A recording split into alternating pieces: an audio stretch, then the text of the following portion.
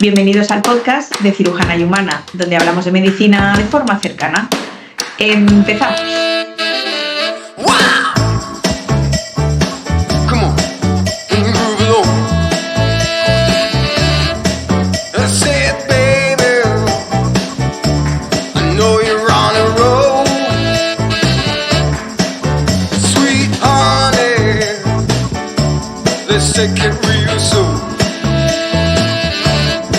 Hoy vamos a hablar de un tema que tiene mucho que ver con nuestra salud y con nuestra salud respiratoria, además de la global. Y para eso tenemos la suerte otra vez de contar con el doctor Felipe Villar, que es adjunto de neumología. Y no sé si tenemos novedades desde la última vez que vino en nuestro episodio número 34, que os recomendamos que veáis si todavía no la habéis visto, porque hablábamos de cosas muy interesantes como virus respiratorios, un poquito de inmunofitness, empezamos a dar pinceladas de cambio climático. ¿Y alguna novedad desde entonces? Bueno, primero, que nadie se queje de que luego diga que no ha hecho prevención en cuanto a las infecciones virales. Solo tienen que volver a ver el vídeo y ahí tienen toda la información de cómo prevenir posibles infecciones en un futuro, ¿vale? ¿Ahora estamos con muchos constipados o ya ha empezado la alergia? Bueno, nos está mezclando. Curiosamente las infecciones virales obviamente están disminuyendo, la curva de la gripe está yendo hacia abajo, el VRS también, el COVID ha estado casi muerto durante este invierno. Qué bien, digamos que, noticias. claro, además digamos que en cuanto a los virus empezamos a ver un comportamiento muy similar al que teníamos años anteriores a la pandemia. Sí, es verdad que, por ejemplo, la infección por el VRS solía venir justo antes de la gripe, era la pregripe, que solía venir en septiembre, octubre. Este año lo hemos tenido conjuntamente, ya más noviembre, pero ya empezamos a tener una situación prepandémica. La duda, el COVID, ¿qué va a pasar? Si va a haber algún tipo de mutación, si va a aumentar, si no va a aumentar, si sigue habiendo casos puntuales durante todo el año, es un poquito en donde estamos. Y luego también va ligado con la vacunación. Claro, eso es súper importante lo que vamos a preguntar del virus respiratorio. Pues mira, ¿Ha habido menos con las vacunas o hemos estado exactamente igual? Bueno, en cuanto al virus respiratorio, ahora tenemos una nueva vacuna contra el VRS. Sí. Esta nueva vacuna, es verdad que todavía no está financiada, pero es una vacuna que se ha demostrado muy eficaz. Por tanto, nosotros ya a nuestros pacientes respiratorios ya se lo recomendamos y se lo vayan poniendo. En los centros de salud también se está recomendando esta vacuna, que tiene una indicación para la población mayor de 60 años, para todos los grupos, y en menos de 50 solamente si eres un grupo de riesgo. Perdón, entre 50 y 60 si eres un grupo de riesgo. La vacunación contra la gripe está ahí.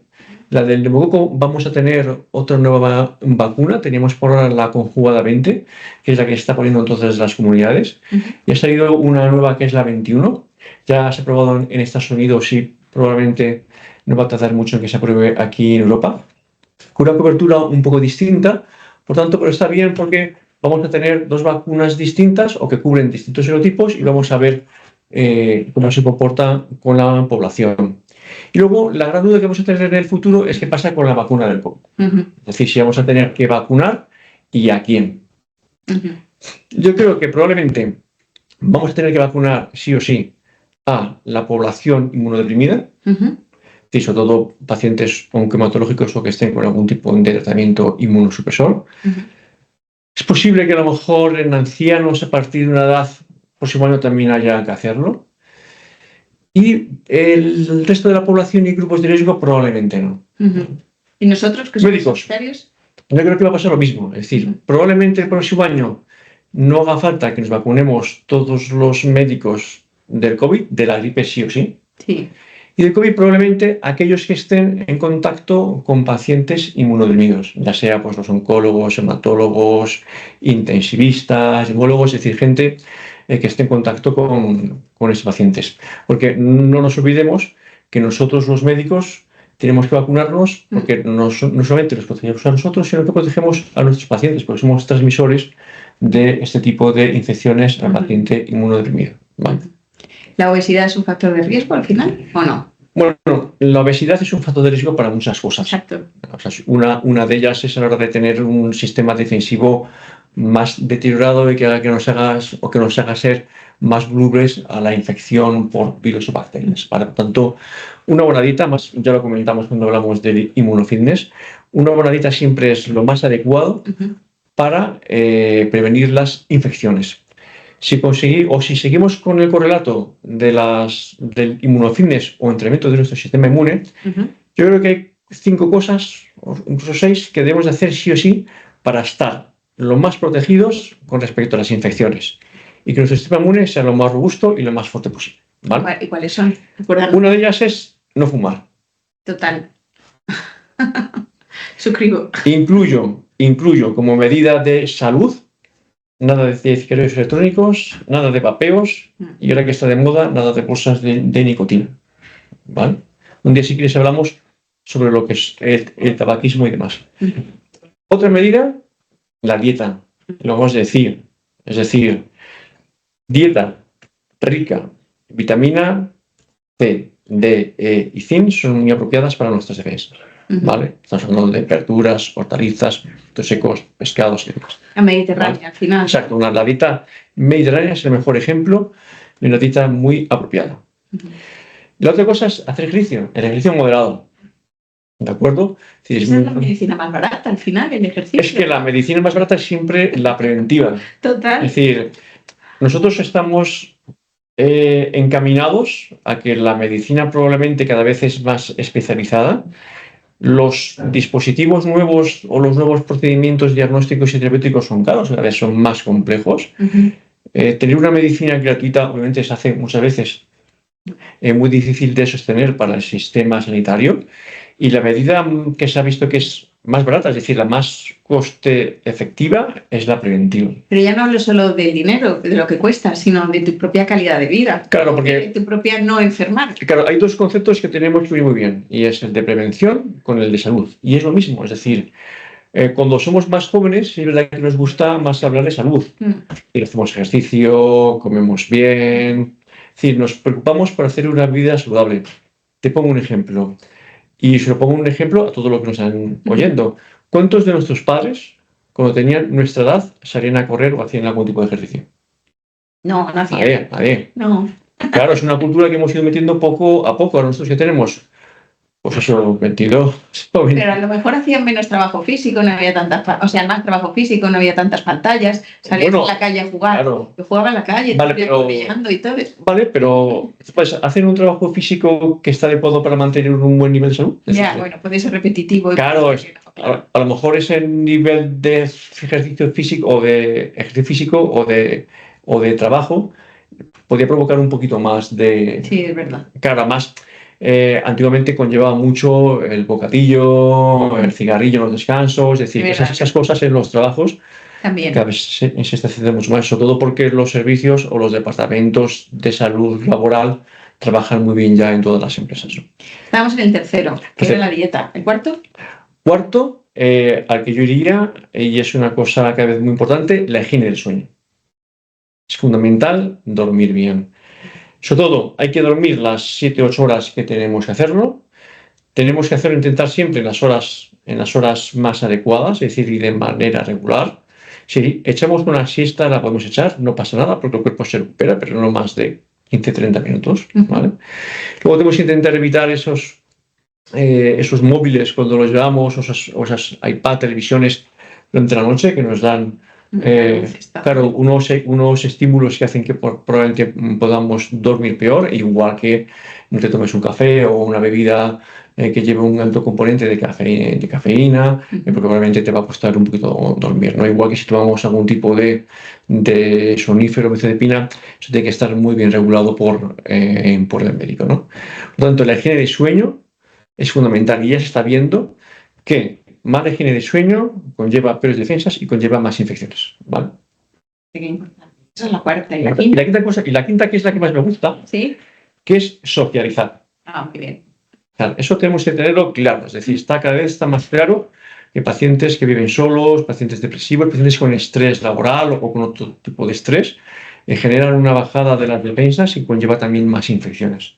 Por tanto, si podemos evitar todas estas patologías y socializamos, nos juntamos, vamos con los amigos, intentamos compartir cosas, experiencias, salir a la calle, ir a un cine, a hacer deporte, todo lo que podamos hacer para socializar, yo creo que no solamente mejora las infecciones, sino que también está demostrado que aumenta la calidad de vida y la sobrevivencia. Es decir, probablemente vivamos más años si socializamos más de lo que lo estamos haciendo.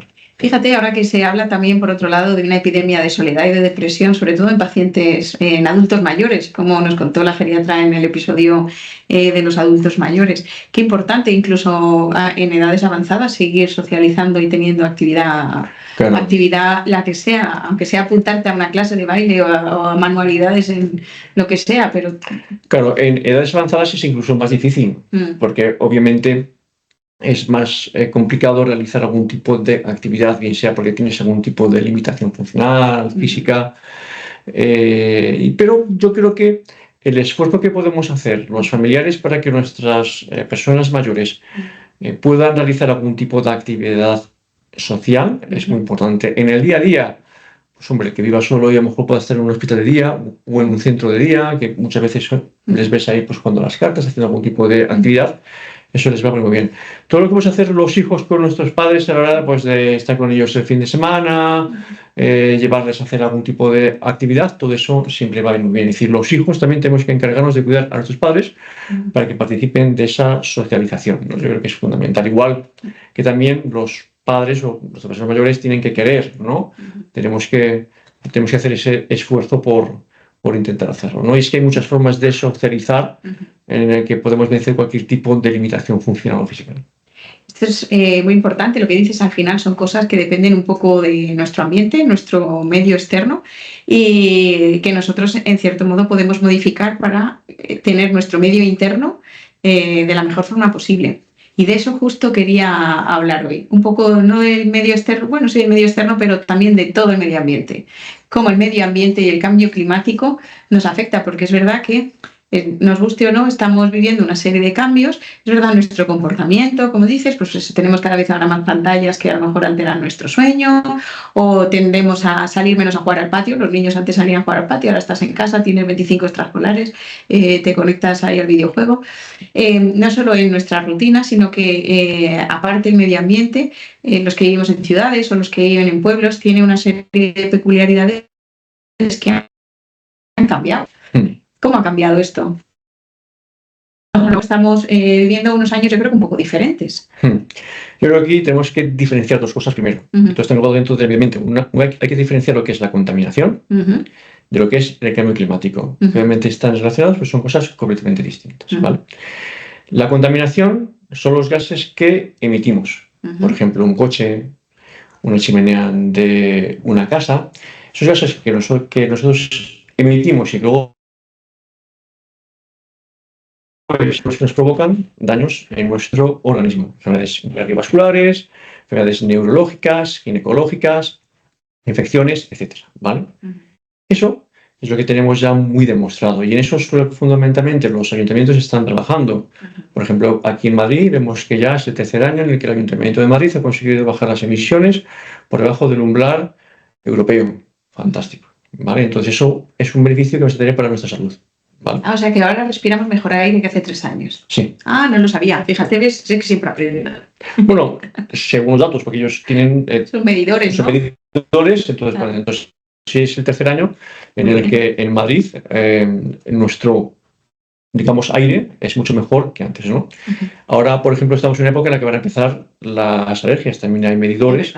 Por lo tanto, sí que es muy útil en esos casos la información que aportan los ayuntamientos de estos medidores para que la población dentro de su área sepa hoy hay más contaminación, hoy hay menos, hoy hay un nivel de alergias mayor o menor para que me pueda tomar medidas o no de cara a que no esté con el típico moquillo constipado y demás.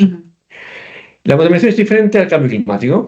Si contaminación era lo que nosotros inhalamos de los gases de los coches, estufas, chimeneas, cualquier que emita un coche, el cambio climático es simplemente un cambio de temperatura, en este caso un aumento de la temperatura, ¿vale? Es decir, hay un calentamiento. Entonces, ¿qué pasa? Que nosotros, cada vez que hacemos algún tipo de actividad, incluido los coches, cualquier actividad genera una emisión de CO2, ¿vale? Esta emisión de CO2 no crea una capa de ozono, esto es otra cosa, porque la capa de ozono está provocada por los clorofluorocarbonos.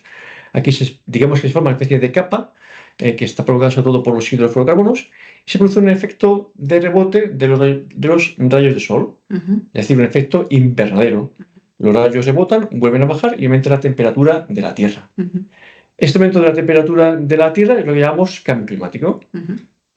Esto condiciona probablemente ciertos comportamientos dentro de, no solamente de la población, sino también de nuestros queridos animales, de la flora, fauna y demás.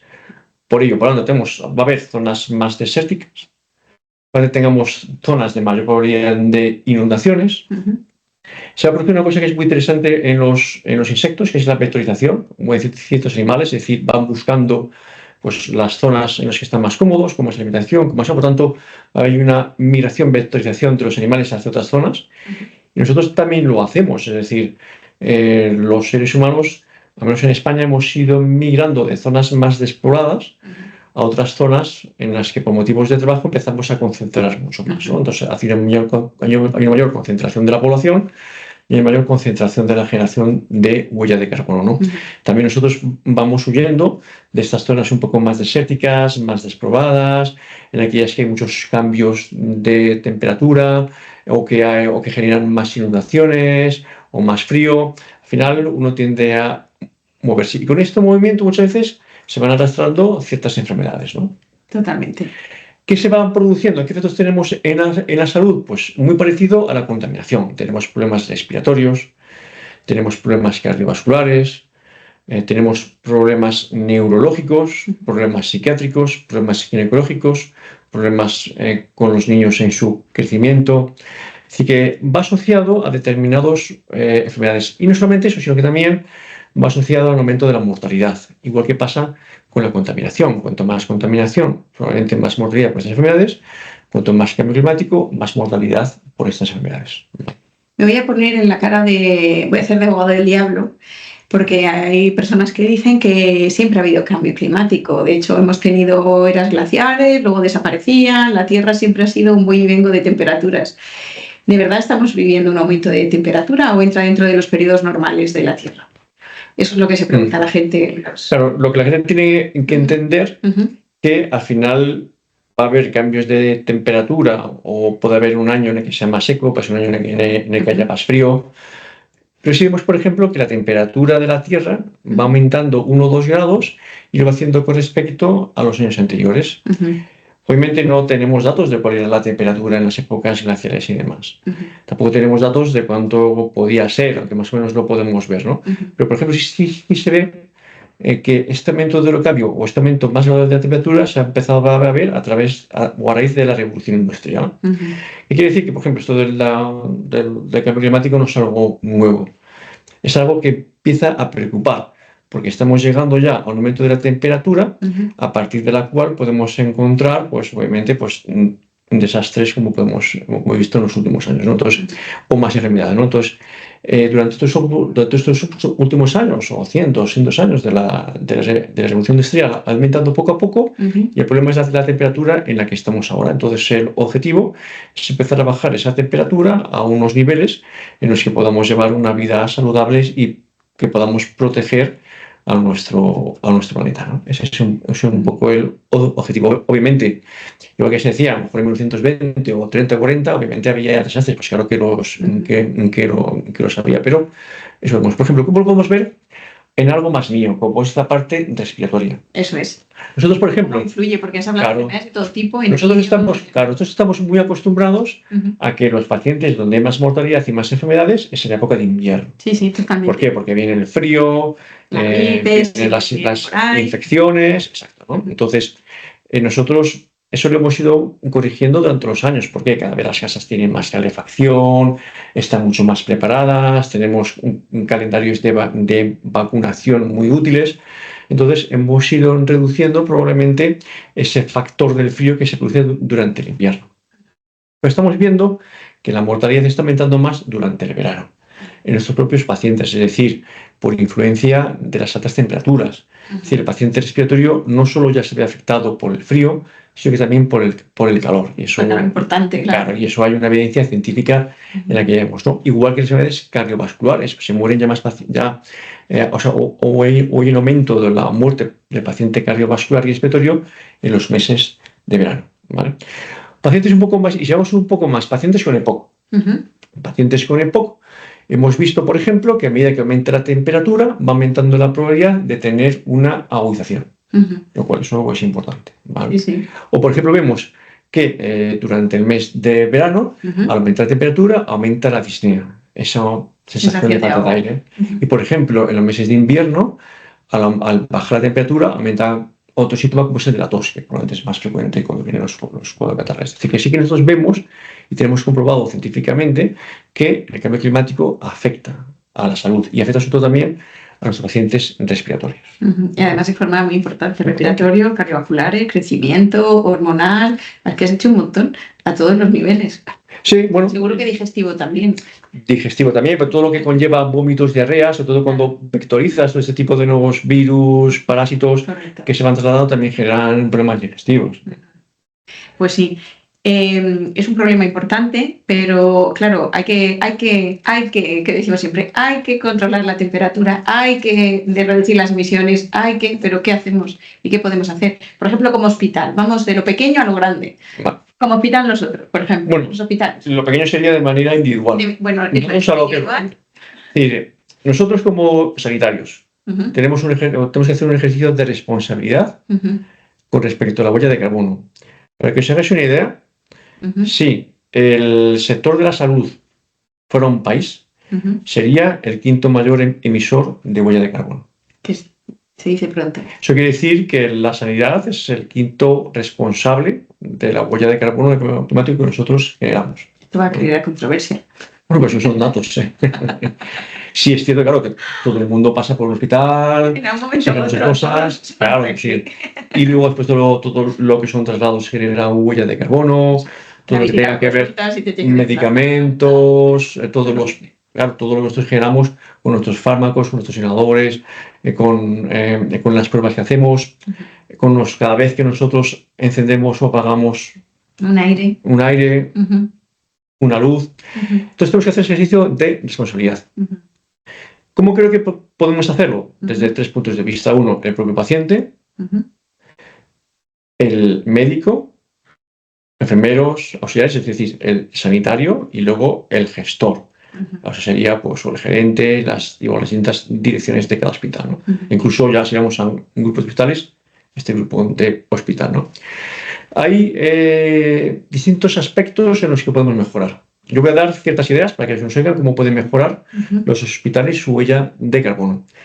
La más conocida es mediante la mejora de las infraestructuras, es decir, tener sistemas de iluminación, de generación de aire, de agua, lo más sostenibles posibles. Es decir, no es lo mismo que tú, por ejemplo, andes por un pasillo con luz toda encendida, que a lo mejor tengas este tipo de luz, incluso LED, en el que solo se enciende cuando hay alguien por el pasillo, ¿no?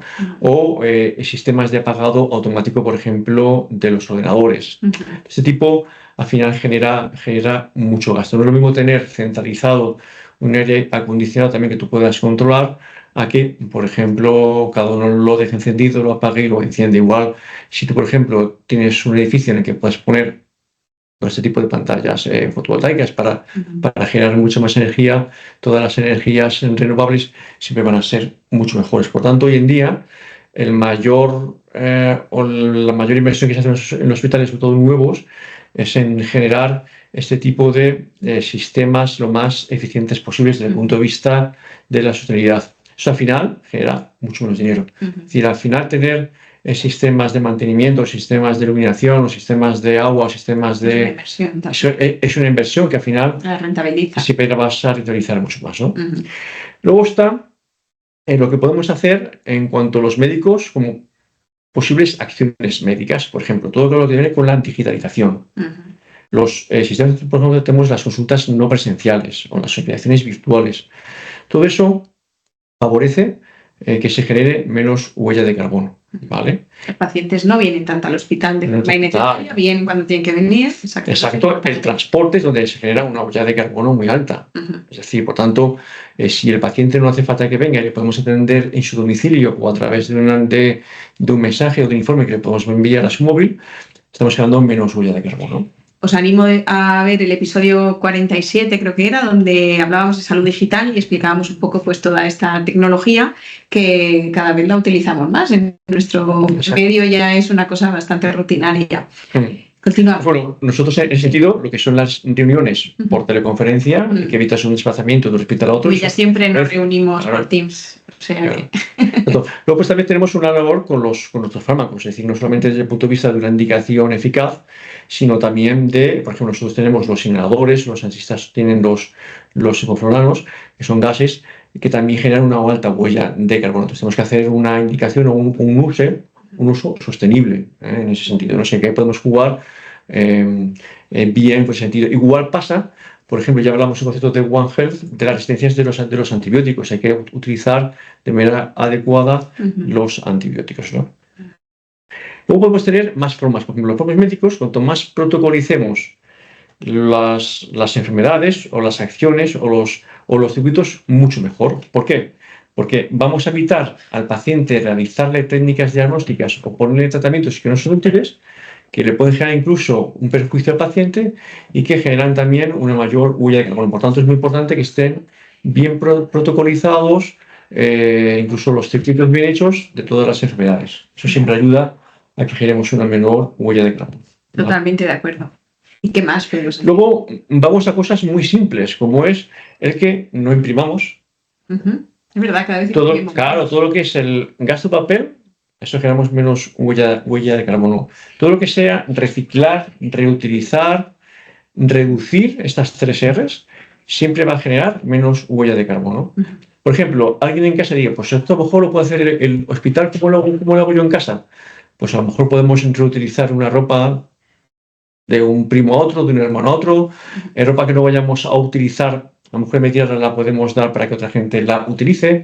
Igual pasa con lo que compramos, es decir, comprar algo que no vayas a usar no tiene mucho sentido, ¿no? Pero a lo mejor si te han comprado algo o te han regalado algo, a lo mejor lo puedes dar a alguien que realmente lo vaya a utilizar y que no a clausurar. Ese tipo de cosas siempre ayudan, ¿no? Igual que es tan importante la otra parte que es el reciclado, la otra. Vale, entonces, todo lo que podemos hacer en casa, que siempre que hay mucha cultura, incluso hay ciudades en las que la población tiene más cultura del reciclado. Esto pasa con cuando éramos jóvenes, nuestros padres no hacían ejercicio y tampoco reciclaban, pero ahora nosotros lo hacemos mucho más, ¿no? Es verdad, todo más. Claro, entonces esas medidas siempre son muy útiles para intentar mejorar. En hospitales también es muy importante el manejo de los residuos, en ese sentido. Entonces, en nuestros sistemas o nuestros servicios de salud pública, en colaboración con los departamentos que favorecen ese tipo de reciclaje, tienen que trabajar muy bien.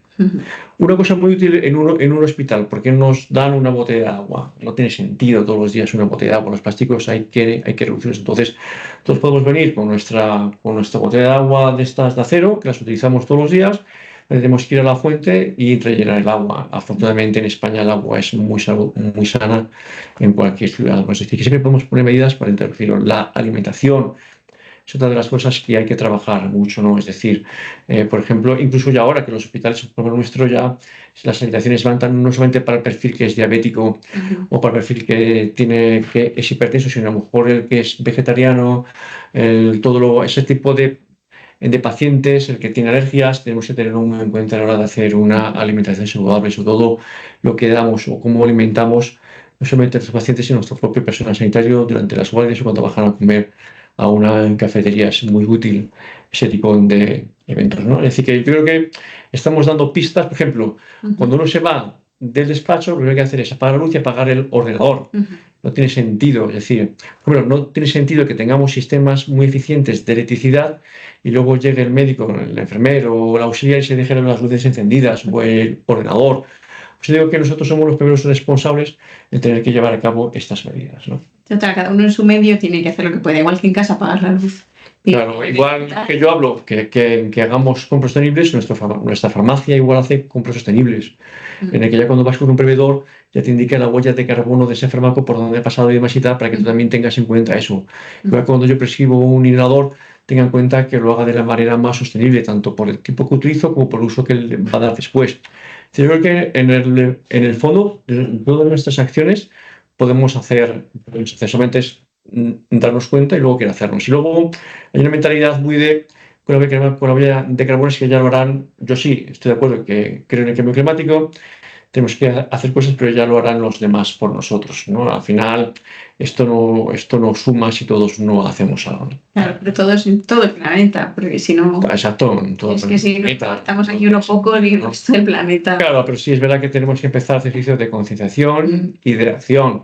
Por ejemplo, si yo veo que mi compañero al salir apaga todos los días el ordenador o la luz y si le explico por qué, probablemente lo va a hacer igual, ¿no? Igual que si yo veo que yo me voy a vivir pues, con mi pareja o con otra persona y veo que ella recicla todos los días, probablemente yo lo acabe haciendo. Es decir, muchas veces mimetizamos acciones que son no solamente buenas para el cambio climático o la contaminación, sino también para nuestra salud y que las hacemos todos los días. Si, por ejemplo, mi compañero de trabajo va al gimnasio y yo quiero correr o quiero hacer deporte, pues lo hago.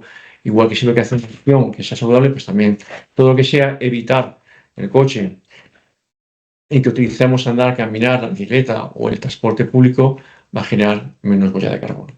Es verdad, hasta ves tú socializando, que es lo que hablábamos antes, también aprende cosas de tu entorno, de tu compañero, pues socializando también puedes integrar ciertos comportamientos que son beneficiosos para todo. Beneficiosos para controlar el cambio climático, que eso impacta directamente en nuestra salud por el aumento de temperatura, especialmente en muchas cosas, pero sobre todo en enfermedades respiratorias. Y ¿alguna cosa más, Felipe? Pues animarte a que nos sigan escuchando. Totalmente. Que tus vídeos son maravillosos. Oye, si alguien hace comentarios y nos pide más información, pues volvemos a hablar con vosotros en cuanto queráis. Tenemos mucho de qué hablar, ¿no? Hoy en día, por ejemplo, hay mucha medicina que se dedica a hacer de manera preventiva en los jóvenes, ¿no? Es decir, pues eso justo te iba a decir, porque en las consultas nuestras, como sabes que tenemos que marcar el ítem de fuma, no fuma o es fumador, cada vez vemos más gente joven que tenemos que marcar fuma. Hay un repunte. Sí, nosotros en ese sentido sí que hemos, es decir, históricamente el hombre ha sido el que ha empezado a fumar, sobre todo en España en los años 50, 60, posguerra, en el que ese tipo de población varón que fumaba ha empezado a desarrollar todas estas enfermedades. Por ejemplo, hace 20 años se veía pues todo el mundo con EPOC, cáncer y demás. Cáncer de pulmón, de mandíbula, de vejiga, que la gente no se da cuenta, de páncreas, que está directamente relacionado con tabaco, de todos los cánceres están relacionados. Exacto, hay un montón. En ese sentido, las medidas preventivas han ido funcionando. La mujer, en ese aspecto de socializar, trabajo y demás... Intentar una igualdad. Esa es la igualdad. La mala no, la igualdad mala no. A ver, chicas, igualdad mala no. No, entonces... Eso no la buena, claro, entonces, no copiéis cosas que... Claro, entonces ellas han empezado a fumar sobre todo en la época de los años 70, 80. Exacto.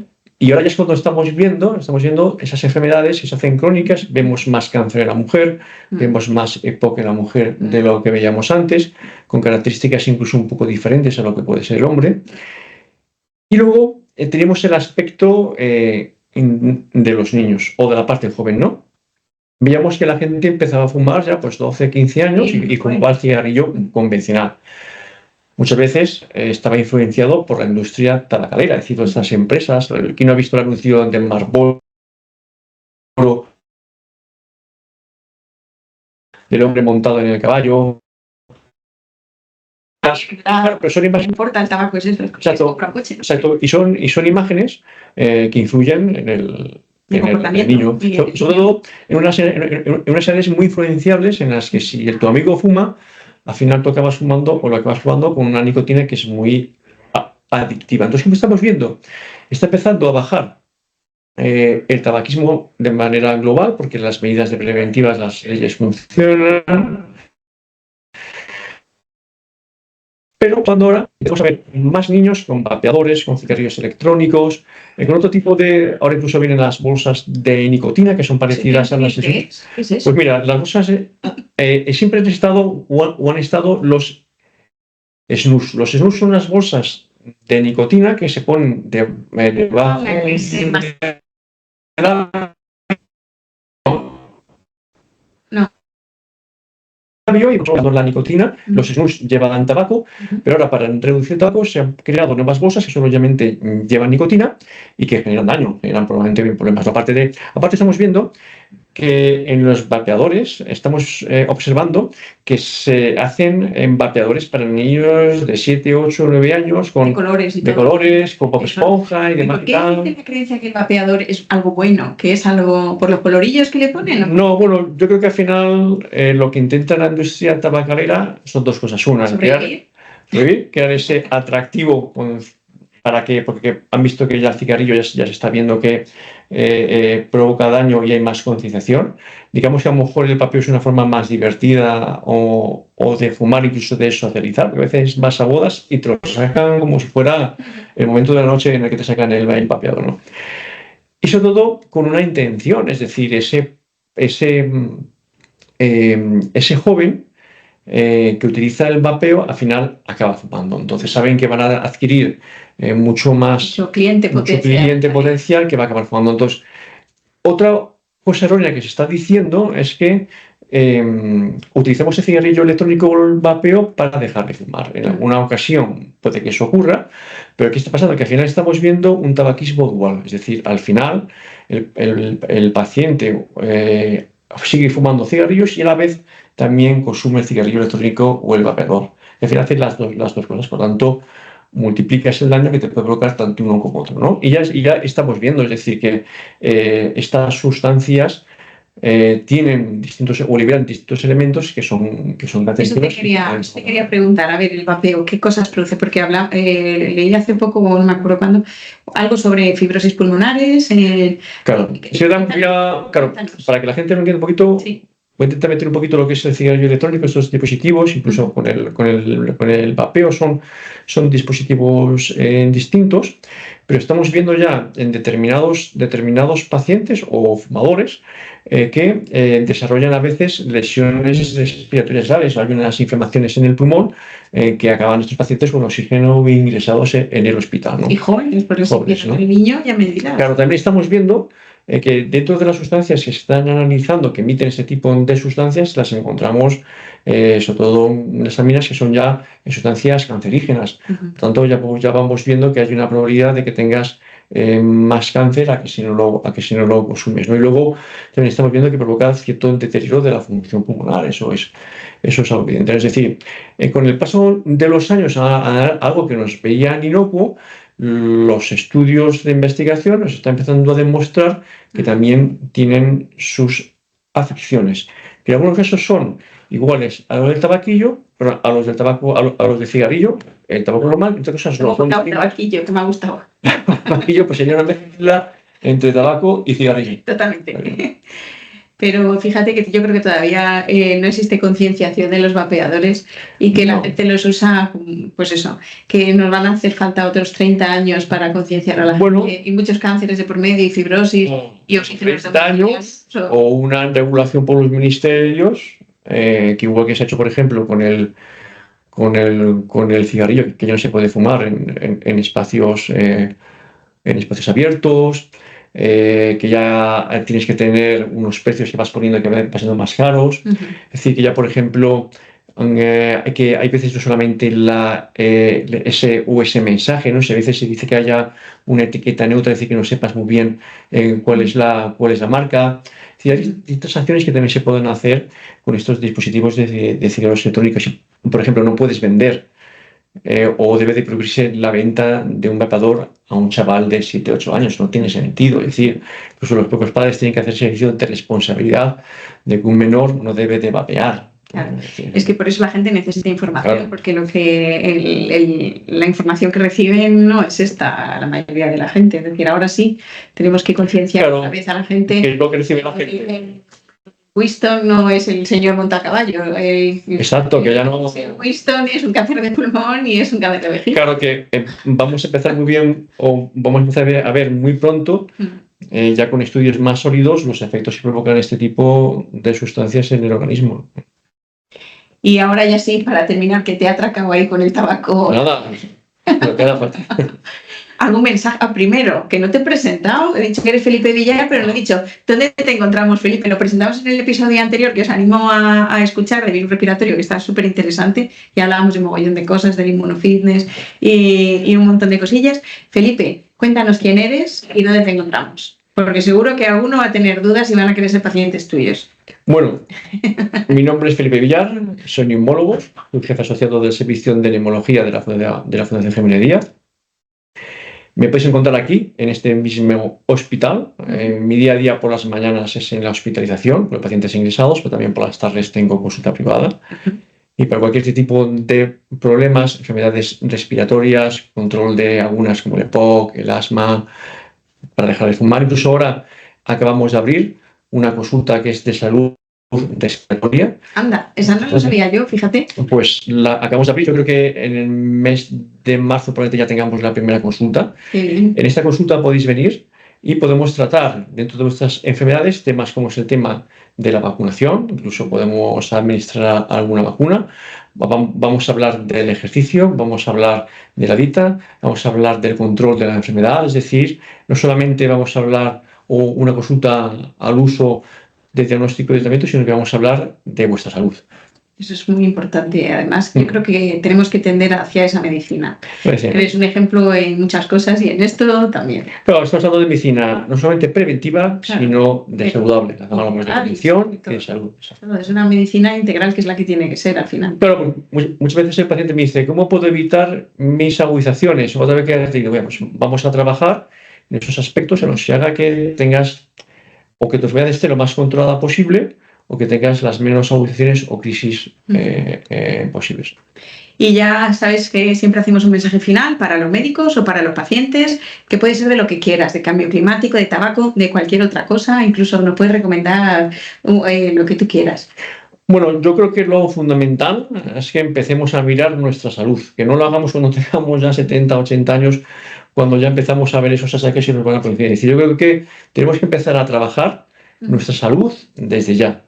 Y desde ya digo, desde que somos jóvenes hasta que somos mayores. Y tenemos que trabajar la salud y hacer medidas preventivas, tanto de nuestros hijos como de nuestros padres. Y sobre todo, socializar. Ese mensaje me ha encantado porque una nueva definición de salud, que se la escuché a Carlos López Odín, salud es el silencio del cuerpo. Tenemos que mantener el cuerpo bien en equilibrio, que cuando el cuerpo te empieza a dar ya los gritos de ay, que me estoy ahogando, ay, que me está doliendo no sé qué, es mejor prevenir y es mejor hacerlo de forma integral. Y además no esperar que la cosa vaya peor. Efectivamente. Ese es el mayor error, y sobre todo de los médicos, porque pensamos que no va a pasar nada. Y no voy por si acaso es algo, también es el otro mensaje. Exacto. Muchas gracias por haber compartido este tiempo con nosotros y te vemos en el siguiente episodio que grabemos contigo, que sabes de muchísimas cosas. Nada, estamos esperando. Y si nos queréis poner algún tipo de mensaje sobre qué queréis que hablemos. Eso es. Lo tenéis en nuestras redes sociales, Cirujana y Humana, en TikTok, en Instagram, en X, que ahora ya no se llama Twitter. Y también nos veis en todos los canales, en YouTube, en Spotify, Apple Podcasts, en tu plataforma habitual de podcast. Así que te leemos, te esperamos y hasta la siguiente. Sí, además a mí también podéis seguirme en dinos tu Instagram, X. Dinos cuál es tu usuario. Sí, lo pondremos. F Villar León, F de Felipe, Villar de Villar y León de la ciudad en la que nací, F Villar León. Y ahí podéis encontrarme en Instagram, en X, LinkedIn, Facebook, etc. Pues muy bien. Te seguiremos, Felipe. Bueno, ya te sigo. Muy bien, nada, que lo hagan todos los demás. Serán bienvenidos. Hasta la próxima. Muy bien, pasadlo bien. Chao.